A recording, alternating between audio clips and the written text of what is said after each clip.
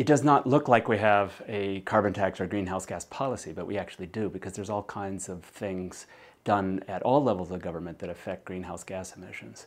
And the gasoline tax is only one example. Of course, that's at a federal level and at state level and county level. In Cook County, for example, adds up to federal tax of 18 cents a gallon, and the other sort of state and county taxes add up to a total of about 50 cents a gallon, which sounds like a pretty high tax on gasoline.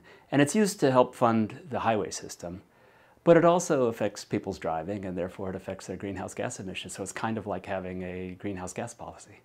There's a lot of sort of bad effects of other people driving, including congestion, accident costs, local pollutions, and the global pollutants like greenhouse gases. So when you think about a gas tax, you could think not just about what it does to you and how much you have to pay, but it might be an advantage to you to think about what that gas tax will do to how much everybody else drives. And if that gas tax makes everybody else drive a little less, then your highways will be less congested, your accident rate might go down, and the pollution in the air that you have to breathe might go down.